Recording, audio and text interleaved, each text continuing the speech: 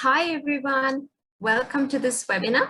I'm Shweta Nagasundram from Alavi.ai. So Alavi is basically an AI and data science powered marketing analytics application that helps digital marketers grow and scale online.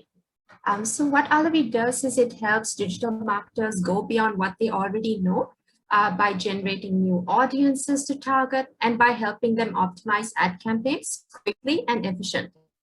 So if you want to learn more about Alavi, you can sign up to a demo through the Alavi website, which is www.alavi.ai. So there will be a question and answer session right after our discussion with the speaker. So please do go ahead and submit your questions through the Zoom chat option or through the Facebook live stream comment section if you are watching the live stream. So we will be collecting all your questions and we'll try to answer as much of them as possible during the Q&A session after the discussion. So today's discussion is on what's working for digital marketing teams today. And we're thrilled to be having with us Saloni Arora Nanda, who will be leading this discussion.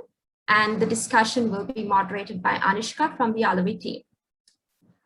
So to give you a bit of background on who Saloni is, so Saloni is a seasoned marketer by profession and a marathon runner by passion.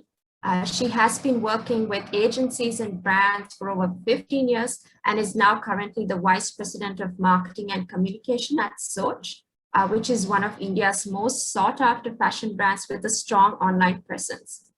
So prior to Soch, Saloni was actually the General Manager and Head of Marketing at Forever 21 in India and has worked with various marketing teams, for example, at the Landmark Group and Fossil in India as well.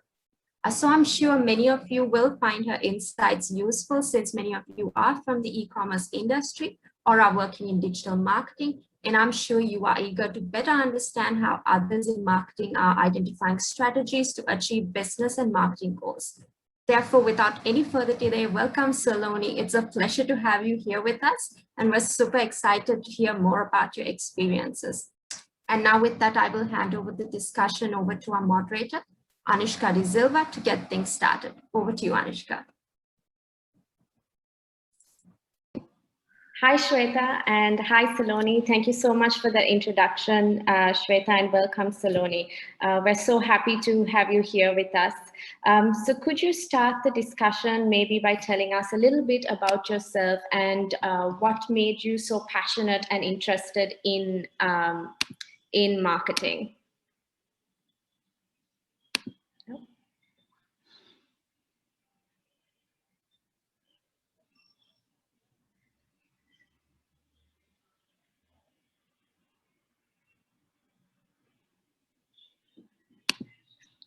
Sorry, everyone. I think Saloni is muted and she's just unmuting herself. Yes, we're back. Yeah. Hi. Thank you so much for having me. I'm just so delighted to be here. I hope I'm audible. Yes, we can hear you, Saloni. Am I audible? Okay, perfect. So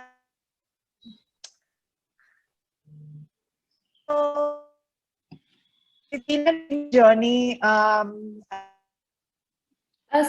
could you? Sorry, we can't see you, Saloni. Could you put your video on?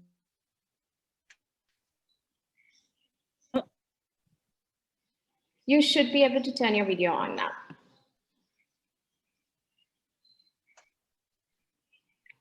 Okay. Can you see me?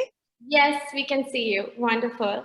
So yeah. Can you start by telling us a little bit about yourself and how you got into marketing and why you're passionate about it?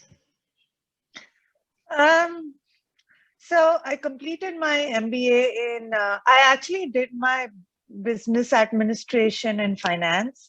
And then I realized that I think my heart lay in doing something more creative and innovative and wanting to try and do something different every single day, and hence marketing. So then I went on to complete my MBA in marketing. And I really wanted to be in a field that sort of worked with the consumer's pulse every day, get a chance to be creative and work on driving innovation. And I think by heart, I'm more of a dreamer, someone who wants to make a difference every day, yet follow process. And that's why marketing. So I've spent about 15 years across agencies and brands. My heart lay in fashion retail. So I jumped from agencies to accessory fashion retail. Then I moved to Western wear fashion retail, then fast fashion, and now I'm with ethnic fashion. So that's a little bit of a gist of my career summary for you. That's amazing. And I also know that you're a very passionate marathon runner. So how has marathon running influenced your marketing career and helped you succeed in your role? Yeah, so, I believe that everyone must have, a profession is your go-to, but your passion is what keeps you alive. And if you get to mix the two, which some people do, there is nothing like it. I have been running for the last 6 years now, and it's been fantastic. I think some of the things that running has taught me and that I have sort of inculcated in my profession is to be resilient, is to never give up, is to celebrate every single milestone, however small or big, that takes you to your main goal, and that there is no shortcut really to success in life. There is only hard work, dedication and determination and consistency.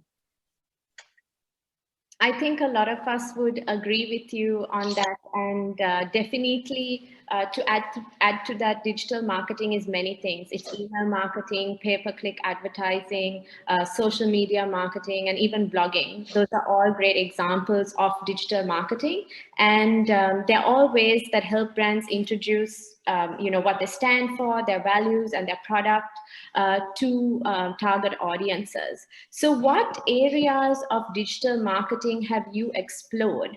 That's the first part of the question. And what is your approach to identifying marketing channels and strategies? I think lots of our participants today would love to hear more about that, particularly from your experience at Soch and previously at brands like Forever 21, which is more of a global franchise. It would be great if you can sort of draw some examples from both those experiences in terms of you set up your marketing. So I think, I got lucky actually because my experience on digital marketing has been purely on ground. And I am someone who learns by working. So I've had the opportunity of working on live assignments on digital marketing, and that's where I picked up my skills. So I have pretty much worked on all facets of digital marketing that you have sort of identified. And now I'm specifically learning more on PPC and programmatic. However, I think, the beauty of digital marketing is that there is something new to learn every day. I mean, Google and Facebook change their algos like multiple times in a day. So make no mistake that you know digital marketing, because we actually don't know anything. So we must go every single day into digital with a clean slate, like a sponge, willing to absorb and absorb more. I think from my experience when it comes to brands, Forever 21 was largely a digital first brand, and a lot of credit goes to digital first strategies that we put together, which is setting up the social media strategy. I launched the social media handle for Forever 21 in India. So I think it's very, very important to understand the purpose of each medium, right? So is it reach? Is it engagement? If you're looking at emails, are you looking at open rates, delivery rates? If you're looking at your website strategies, is it visits, sessions? Are you looking at conversion? Are you looking at your ROAS? Each medium or each channel has its own beauty, and has its own specific purpose in the entire marketing channel spectrum. For example, if you just look at social media, right? There is Instagram, there is Facebook, there's Pinterest, and there's LinkedIn, and now there's Clubhouse. So you must understand the relevance and purpose of each, and sort of connect this back to understanding your consumer better. Where is your consumer browsing? Where is your consumer consuming your content? Where is your consumer engaging with you? Where do you get more consumers to come onto your platform? And I think for this year, the three most important facets of digital marketing, according to me, are money, measurement, and mark. The three M's is what I say. So basically, unfortunately, because of the pandemic, a lot of marketeers have lost a lot of marketing monies, but yet are expected to deliver the same KPIs with lesser money. So how do you maximize each and every penny that you spend, and hence the money trail? So you must understand and follow your business channels, offline or offline, online, product, etc. Use your money wisely. Measure each and every penny spent. How is it affecting your last mile? How is it giving you revenue? And use all these insights to make a mark and to make an impact on your business. Thank you so much for that, Saloni. There was a lot of advice that was packed into your answer, and I'm sure everyone really appreciated that. So I'm just going to pick a few of those points that you mentioned to take our conversation forward. So with the rise of e-commerce and social commerce and the renewed focus on digital, particularly because of the pandemic, digital marketing has completely taken off. So in your experience, what do you think is working in today's competitive e-commerce space for digital marketing teams? Is it, more like Facebook ads, or is it more influencer marketing, or is it more, or how do you figure out what mix of marketing would work well for your brand? Sort of what would your thought process be as a leader and a professional in digital marketing? I think many of our participants would really like to know sort of how do you approach it, how do you go about it, how do you understand your consumer better to select the right channels and make sure that they work for you? Okay. This is a sort of a largish question. So I'm going to start at the top and then I'm going to sort of break this down for you. Okay. So I think the pandemic has taught all of us individually as consumers and has taught a lot of professionals to adopt digitization and tech very, very fast.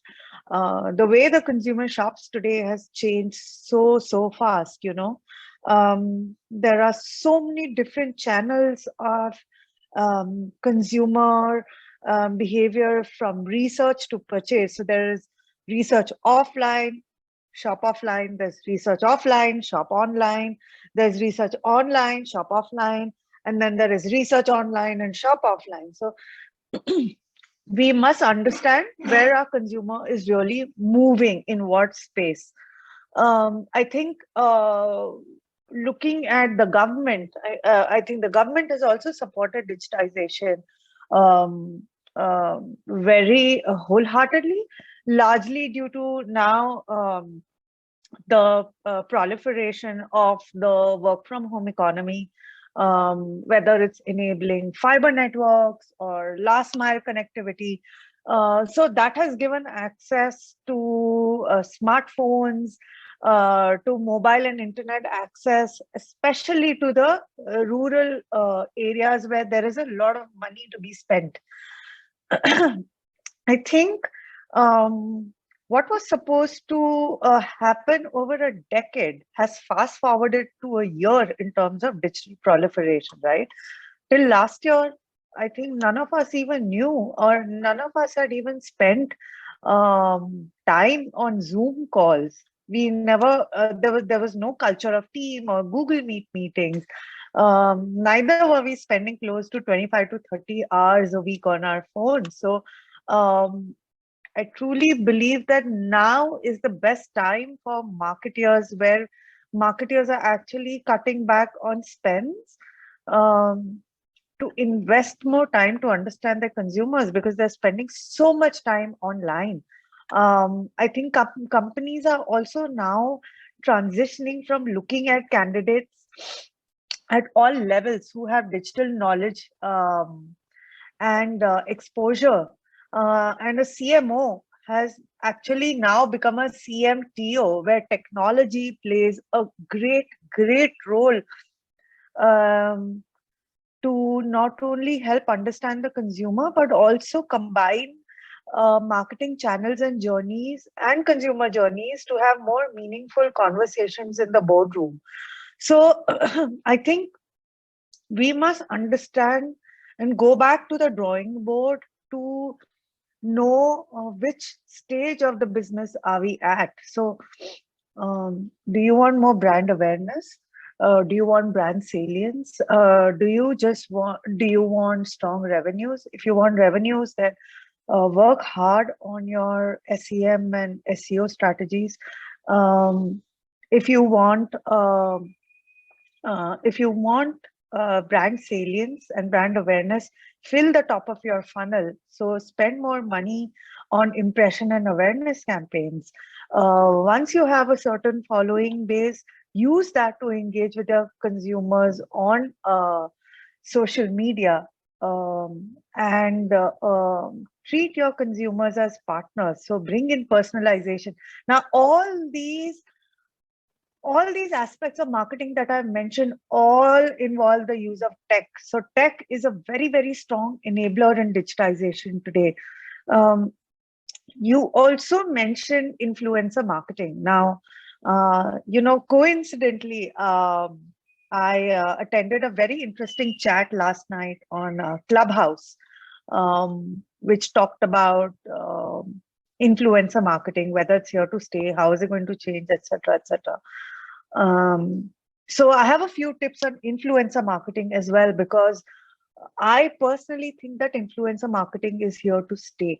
Now, for marketeers and for businesses, here are more tips to sort of enhance your influencer marketing spends and revenue generation, along with insights a little further.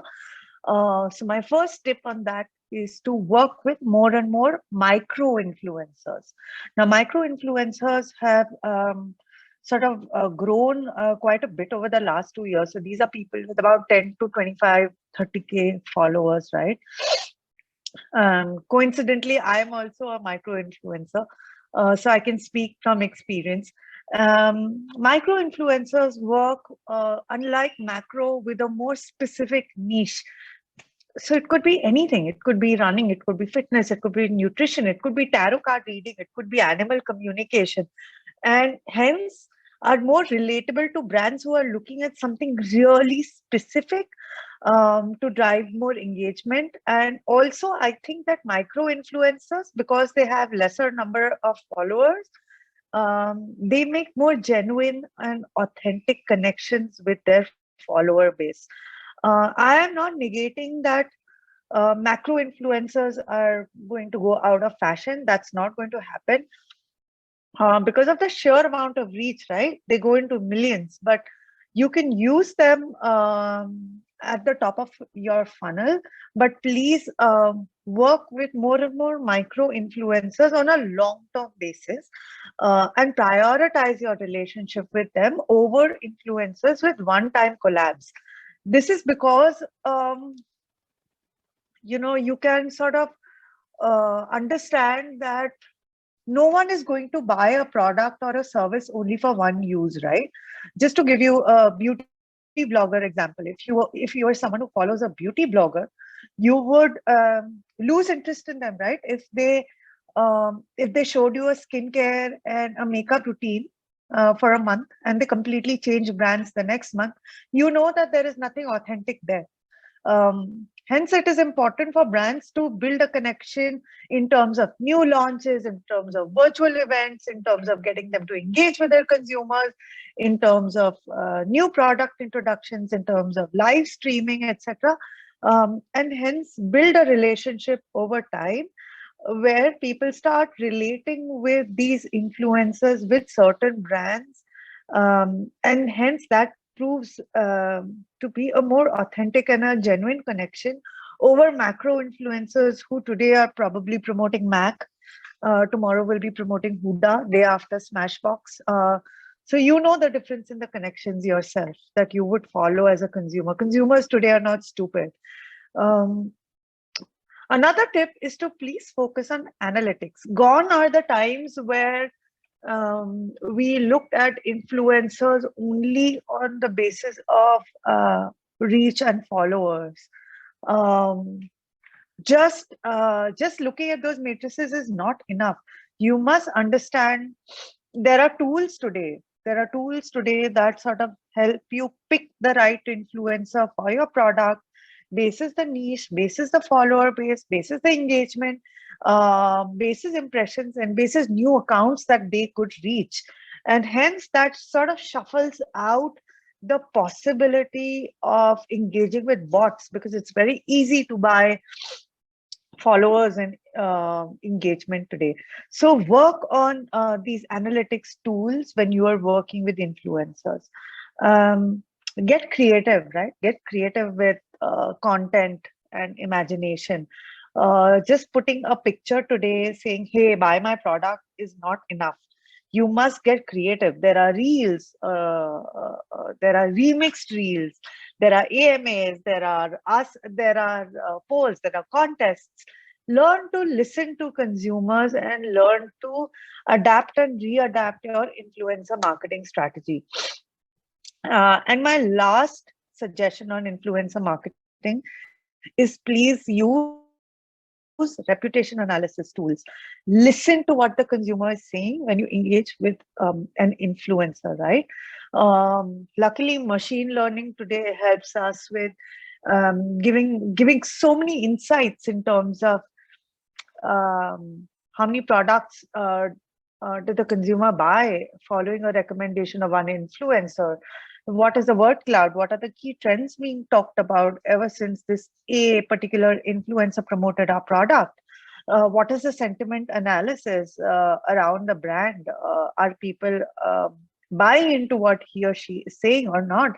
And I think the most important part, a reputation analysis tool helps you stay away from any controversy, because influencer marketing, social media are free space, free voice spaces. So please be very careful when you partner with social media influencers on these lines. So these are some tips on influencer marketing that I thought I'd share with you. Thank you so much, Saloni, for the tips and the advice. I'm sure many of our participants would find it incredibly useful. To move further along what's working for digital marketers today, you mentioned the important role of technology. Digital marketing cannot happen without technology. So as a marketer, how do you learn more about what technology works for marketing, and how do you, in your role at Soch, use technology to reach your digital marketing goals?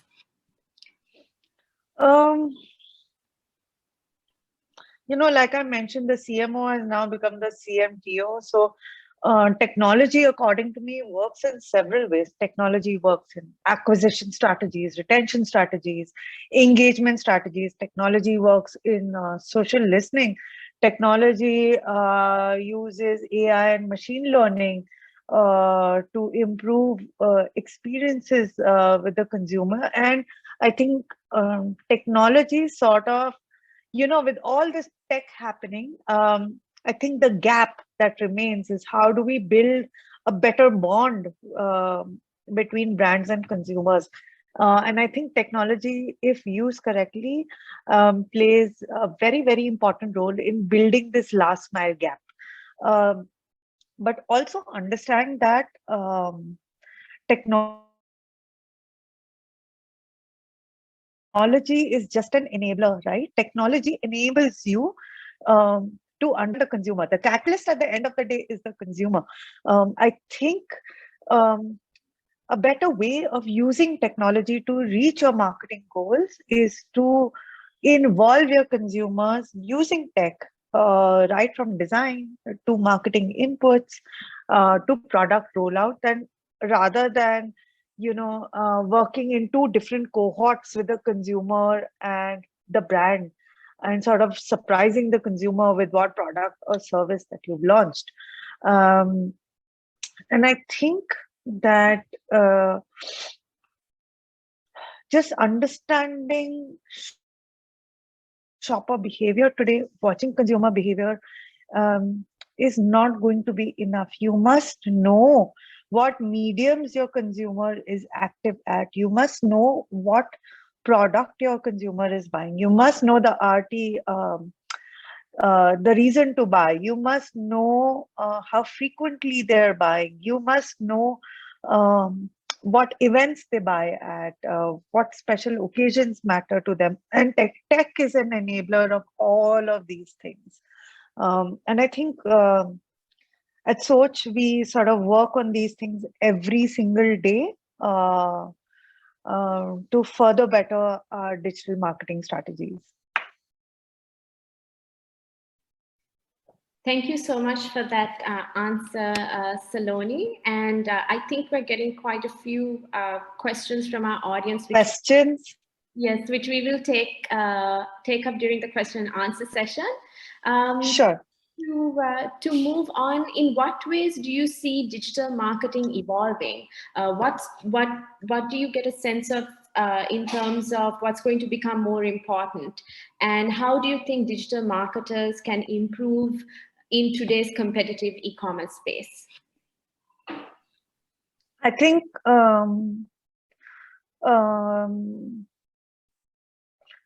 to sum it up, I think the browsing and shopping patterns have changed so much that brands have to be present at, you can't be a 10 to 7 or 10 to 8 retailer anymore. You have to be a 24/7 retailer, because your customer is shopping 24 hours at different times of the day. So the lines between offline and online shopping have literally gotten blurred. And it is important for brands to be present at points where the consumer is shopping, whether it is intent, whether it is interest, whether it is awareness, whether it's consideration, or whether it's making a final purchase. I think the 4 most important things for digital marketing teams today are 4 Ps. So I have changed these 4 Ps to sort of, it used to be the traditional 4 Ps used to be product, price, promotion, and place, right? So now it's people, it's space, it's promotion, and it's performance. So when I say people, you must, as a leader, work with your teams to upskill them on a regular basis to learn. So what we do at Soch is constantly share information on new tech, on new information. When Instagram launched Reels, we were the first ones to go through training together. And hence, I think it's also important to work with your agency partners and don't treat them as vendors, treat them as partners, because a right partner will always give you the right insight for the business. So work with your people, upskill your people, train your people, attend events, attend webinars like these, attend conferences, learn from people around the world. Second is to keep pace. Because the digital marketing world is very, very agile, very, very fluid, changes every day. So if you are not keeping pace, you're going to be archaic very, very soon. You have to keep abreast with the changes in the industry every single day. The third is your promotion. How are you promoting your brand? What is your KPI? Are you looking at new customer acquisition? Are you looking at a retention strategy? Are you Are you looking at effective remarketing? Are you looking at your increasing your returning users business percentage? Are you looking at product specific sell-throughs? Are you looking at improving your gross margin? So understand the KPI and devise strategic promotions accordingly. Customize them to your consumer. And promotion does not only involve marketing. Promotion also involves product. Promotion also involves cataloging. Promotion also involves engaging in smart search opportunities. And lastly, performance. You have to monitor your numbers daily. I won't even say daily. You have to monitor your numbers hourly. You must understand at what hour is your customer most active, what pages are they most active on, where are they dropping out, at what stage are they moving to the next stage of your funnel, where are they dropping out the most, and keep correcting those facets of the channel for you to maximize on your digital marketing campaigns. Thank you so much, Saloni. That was excellent. Lots of great advice that digital marketers can action, particularly when they're, optimizing their campaigns and launching their new campaigns during upcoming sales seasons. As a marketing leader, how do you keep your team motivated to keep learning and testing new techniques, channels, and technology? We've touched on that a bit in terms of the importance of testing new techniques, channels, keep on learning. And as a leader, how do you keep your team motivated? Do you sort of schedule separate time with your team to introduce them to new technology? Do you have someone sort of like searching for new technology, techniques, and channels all the time? Sort of what does that process look like for you as a marketing leader?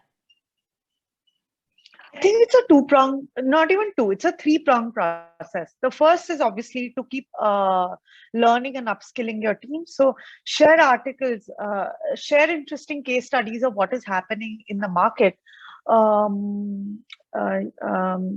Share any new innovation that's taking place in the online space. There was this very interesting piece on influencer marketing for this wrestler called Khali. I don't know how many of you know of him, but he let me say this, he sucks at content in his space, but because he's a wrestler, because he's so famous, he got trolled so badly for bad content. But brands use this as a topical and a thematic time, stood by him, seeded him, and brands today are cashing in on his social media presence. So you must know which way the tide is turning. A lot of it is gut based and a lot of it is research based. The second thing is to work with your agency partners. While you may hire skilled resources, it's very, very important to work with your agency partners because they have a lot of external or proprietary tools that they work with. And hence, you must engage with them on regular trainings, on upskilling yourself, and you must never shy away from asking for help. Now, Google Analytics, for example, has moved to GA4. Now, GA4 brings a lot more insights into connecting different stages of the consumer journey on your website. And we are undergoing, as a team, we are undergoing training on it next week. So keep training yourself and pick up new courses. There are a lot of free courses around you. Just in the Google Academy itself, there's the Google Digital Garage where you can, you can learn the basics of digital marketing. There is Google Analytics for beginners. There's advanced Google Analytics. I worked with Instagram directly to learn Instagram Reels with them. So it's all about interest. It's all about individual interest. It's all about the vision of the company or the brand. And lastly, I think companies should also learn to invest in new marketing roles, right? And your role of marketing in digital is not digital marketing specialist anymore.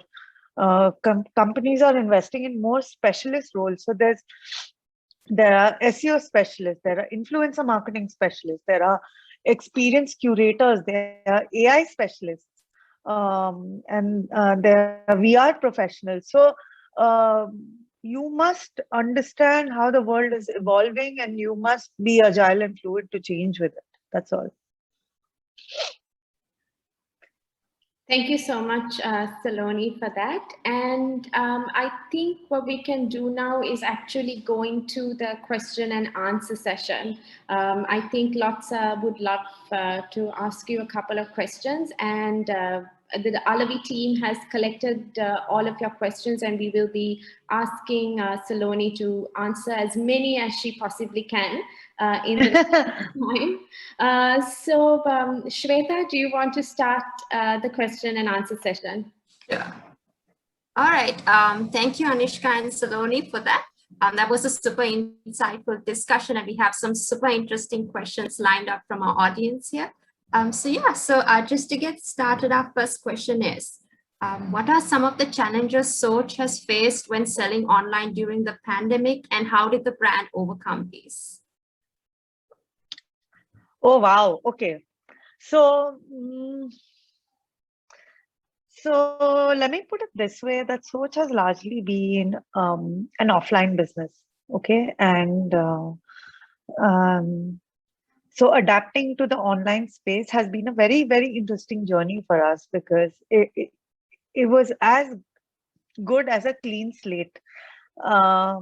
So the entire back-end process, right, from understanding that a go-to market for online and offline need to be the same time.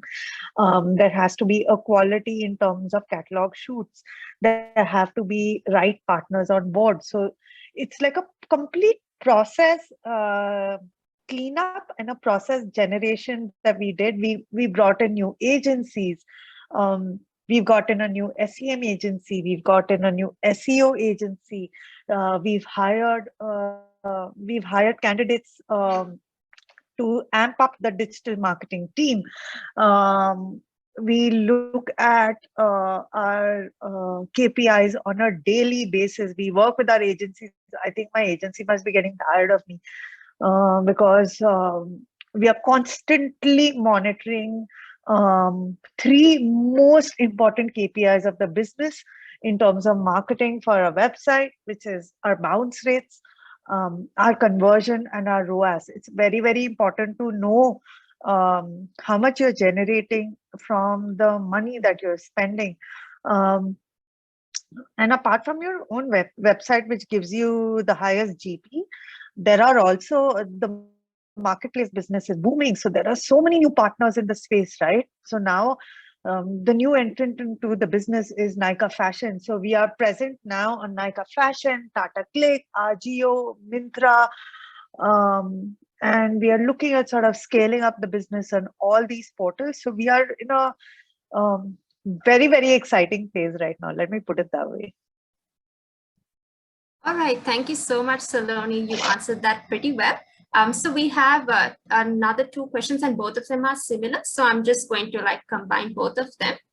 Someone has asked, what are some useful tools for analytics? And then we had another question from another person in the audience, which says, what are your thoughts on using AI for finding new audiences to target or for optimizing your online campaigns? Would love to hear your thoughts on that. Okay, so I'll first talk about the tools. Okay, so some of the tools that we use is obviously Google Analytics, Google Analytics 4, which gives us very detailed insights into the business on a daily basis. We also merge those insights with our Google Tag Manager, Facebook Manager, Google Keywords Insights to know which are the keywords that the consumers are searching the most. So these are 4 tools right here. I think from an SEO perspective, it's also important for you to know the EAT of your website, which is the expertise, authorities, trust. Look at performance insights, the Google page speed insights that you get. It's a free tool which tells you how your mobile or your desktop site is performing, and give those tech insights to your SEO specialists or your backend specialists to improve the website performance of your business. We also work with qualitative tools such as Hotjar. So Hotjar basically helps us identify the hot and cold zones of our website, especially on the homepage. And lastly, please invest in a strong, not lastly, I think there are more tools. Please invest in a strong feedback mechanism tool, right? What is the customer saying about your website experience? What are they saying about your products? What are they talking about your sizes, your refund and return policy, and how are you making those changes? So these insights we get through Hotjar. We also engage with a social listening tool called OneDirect. There is also another very good tool called Locobuzz. That gives you sentiment analysis of the brand. That tells you where are you in relation to competition. What are the new challenges that your competition brands are undertaking on the social media space? How are they bringing in new followers, and how are they engaging, and where are you in that space? What is being said about you versus your competition? And a keyword cloud analysis in terms of what are the positive words being talked about your brand, how can you incorporate that into your SEO? Yeah, I think there are more tools also right now that we are sort of working with. I can go on and on, but you will get tired, so I'll leave that for a little later. Thanks, Saloni. That was super descriptive, and I'm pretty sure our audience really appreciates that. So we have another interesting question which says, how do you pick a digital marketer for your business? So what are the skills or maybe talents or things that you look at?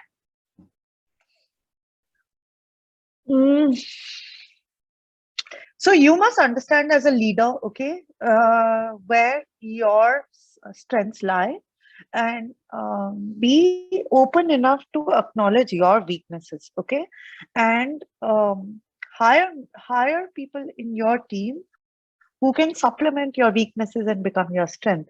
So for example, while I do understand the digital business very well, I don't have the time to get into everyday data analysis. So I have a strong digital marketing specialist who is largely an SEM specialist, who knows and has worked with different tools on Google and Facebook on acquisition, engagement, and retention strategies. So I brought him on board. And now, because we are looking at SEO, we are looking at an SEO specialist. You can always combine these and look at a growth specialist, because eventually these people help to grow the business. If you are looking at diversifying your social media channels, look for a social media specialist. Great if you also find someone who can double up as an influencer marketing specialist, because influencer marketing in itself is a full-time job, which you can either engage agencies to do, or you can sort of build more deeper connections by yourself by reaching out to these influencers directly. I also have a CRM and analytics specialist who works with a huge database of loyalty customers on the Soch Circle program. And we are using tech to sort of build a first point to a last point journey, right from the time the consumer becomes a Soch Circle member to the time that they drop out. How is the brand engaging with them, and how is the brand trying their best to ensure that the consumer shops with us frequently and doesn't drop out. I think the role of a digital marketing specialist is becoming more and more more and more specific in nature, and depending on the stage of the business, depending on the requirement of the business, and depending upon the stage at which the brand is at, you must decide what kind of specialists you need for your team. All right, that sounds good. Thank you so much, Saloni. So we have another question which says, what are some ways to increase consumer interest to your products? Consumer interest in your products, okay. If you want to build consumer interest in your products, start with your social media handle. Talk about the USP of your product. Build your follower base on social media. Understand what are the key trends the market is looking at. Try investing in those SEO keywords so that when and build intent for your brand, because if there is intent for your brand, then your SEO strategy will work. The easiest form or way to build interest in your product is your SEM strategy, where I think search yields to the best interest and the best ROI, because with search, the consumer's intent to shop is already there. If you are a creative visual product, use Pinterest. Use Pinterest to build visual boards. If you want to build interest in the corporate space, attend and speak at webinars, speak at forums, get business partners interested in you. So these are some simple tactics on how to build awareness on your products. All right, wonderful. We have another question, which is reaching out to consumers through inorganic channels is quite necessary. However, I personally believe that as a marketer, we need to keep adding value in our consumers' life through inorganic channels. Wanted to know your thoughts on how we can add value to our users through marketing channels. I'm not very clear on this question. So is the person asking how to increase awareness through organic channels or inorganic? Inorganic channels. So, okay, I will talk to you from personal experience on inorganic channels. So it really depends. So we have what we call BAU, which is business as usual. So if you are looking at your business as usual strategy, and there are different KPIs over there. So if you want to build, if you want to get more and more sessions to your website, please put your money in Facebook ads, okay? And Facebook provides you a multitude of tools where you can target consumers basis geography, basis location, basis affinity, basis in-market segment, basis custom, basis what you don't want, and basis lookalike audiences. So, so that is Facebook. If you want to use inorganic channels to increase intent, please put your money into paid search, because the consumer is already looking at buying products related to your category. And if you're present at that time with the right keywords, the right visuals, the right carousels, the right images, they will definitely make it a point to visit your website.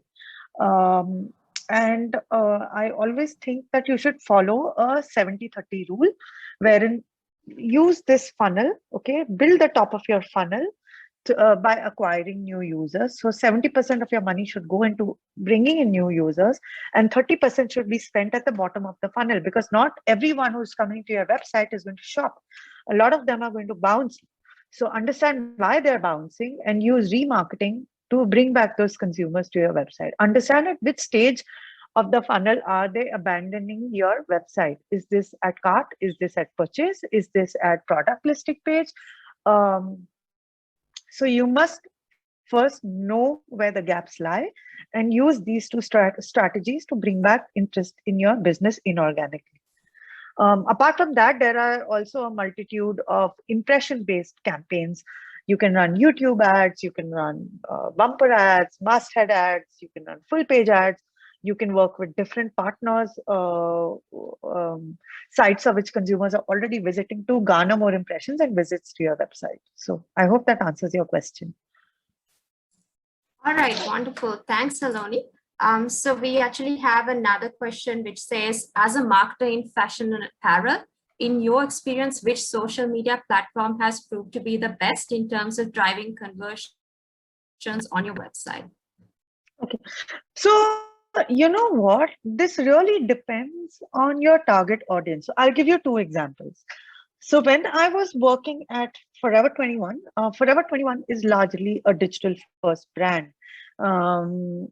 And its consumers are millennials and Gen Zs in nature. Now, when you look at Gen Zs are most active on Instagram, right? Because there's so much short form content over there. So a lot of our time, money, and effort was spent on Gen Zs on Instagram while at Forever 21. Now, at Soch, because the audience typography, the audience demographic is slightly different. There are older women, and hence we use Facebook for reach. Our Facebook campaigns give us a lot of reach, whereas Instagram now we are trying to build for visual engagement. So it really depends on the type of audience. I mean, if you want to sort of build your corporate presence, then we are working on our corporate strategies on LinkedIn, where we talk about Soch's participation in industry stories. What is Soch doing to take care of its customers? What are the new products that Soch is launching? So that, and because we also have a franchisee business, there are more and more franchisees interested in us. Very soon, we are also going to be revamping our YouTube channel, because we have so much visual content, so much storytelling happening, that we will sort of build long form content on YouTube and then break it up into bite-sized pieces for YouTube Reels and YouTube Stories. So I hope that gives you a perspective. All right, thanks, Saloni. So we actually have a whole bunch of questions which are coming up, but since we are running out of time, I think you could send those to me, and sure, maybe that's I can work with you to answer them. So yes, everyone, any unanswered questions can be sent to hello@alavi.ai, and we'll definitely send this over to Saloni so she can answer them for us. So yeah, that brings us to the end of this webinar. So thank you so much, Saloni, for taking the time to answer our audience's questions. And just wanted to tell you that we also did get a comment on the Zoom webinar saying, from Mansi Tiwari, who says, Saloni, it's been such a delight listening to you. It was very informative and insightful. Thank you. Thank you. I hope you guys enjoyed the webinar. You know, digital marketing, like I was telling you guys, is such a dear topic to me that I can go on and keep talking about it. But I think we'll leave that for another time. But thank you so much for having me here, and thank you for giving me this platform. And I look forward to collaborating with you guys in future again. All right, thank you so much, Saloni and Anushka. It was wonderful actually speaking to you guys here, and I'm sure everyone has actually learned something very valuable and actionable today. This has been a wonderful session. And also a big thank you goes out to all our participants who joined us today and asked a whole lot of questions. We hope we answered all of them properly, and we hope to see you all at our future webinars. So thank you, Saloni and Anushka. Stay safe. And thank you. Bye. Thanks, Shweta. Bye. Bye, Anushka. Bye. Bye, Saloni.